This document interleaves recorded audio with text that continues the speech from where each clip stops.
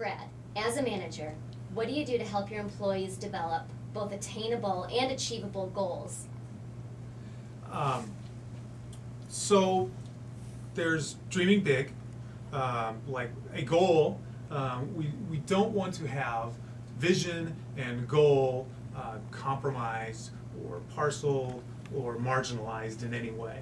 And we start there, but correctly, we need to break it down into stages so we can attain something, show progress. We don't want to boil the ocean every Tuesday, as some folks like to say. So it requires iteration and lots of time through regular one-on-ones.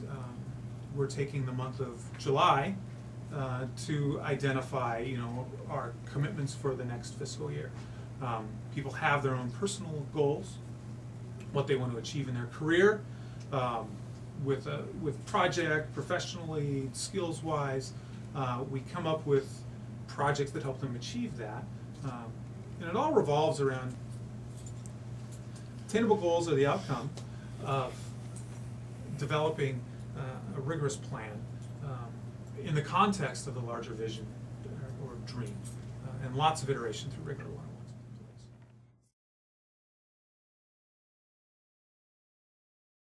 As you're doing those one-on-ones, let's consider how frequent would those be? Are employees checking in throughout the year on the progress of their goals? Do you feel that more check-ins are better? Does that allow you to change goals? Microsoft has a formal system where they're twice a year. We evaluate corporately. The Microsoft twice a year. Microsoft requires a check-in on your commitments and how people are doing with their goals. For my teams, I like to check in quarterly with the commitments and make sure people are tracking, and encourage my leads to do so monthly. The planning phase, not the planning phase, but one-on-ones are weekly. Some teams it's a half an hour, some teams it's an hour with each individual on the team. And that's really a function of the seniority of the person, how new they are, new to role, new to the company. Are they right out of school? Are they an industry veteran? A lot of that goes into there, and how much time you spend with them regularly. So you mentioned one-on-ones, and everyone in one of the has one-on-ones, regular one-on-ones with their manager. Manager feedback. One of the questions that I get asked about my manager is, do you have regular one-on-ones? And are they scheduled, and those things. So it's very important for the company anyway, and for every manager that I've worked with here, to make sure that there's a regular contact on a variety of topics, including goals and objectives. Great.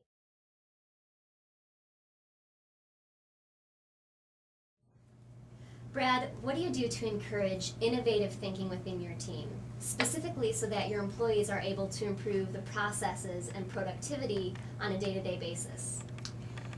A big company with a big product like ours, sometimes you end up with a lot of process, and that's a big challenge to balance the need for high quality, predictable releases with challenging jobs and people feeling productive. Because there's times when we'll end up in a state where there are many rules to follow, and that gets frustrating for teams and for people, not teams in the engineering thing, but people get frustrated, like, oh, I can't believe I've got to do, I just wrote this test, I wrote this code, I can't believe I've got these seven other hurdles to go over. And the managers I work with, and for me and as peers, we try to treat those as opportunities for improvement.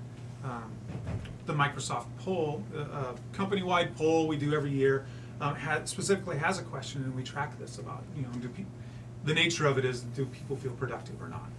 And that's one we look at.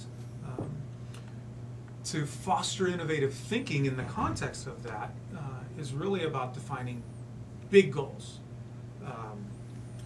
and dream big. Like, hey, what's the biggest thing you can think of, and work backward from that.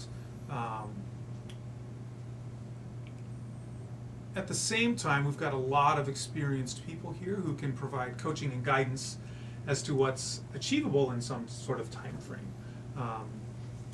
For managers, we like to define, the outcome we'd like to see, and less about how that is achieved.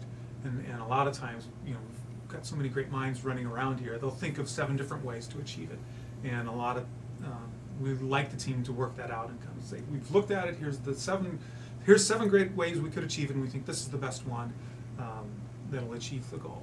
And that's a big factor in how to get a team to be productive and innovative, and in the context of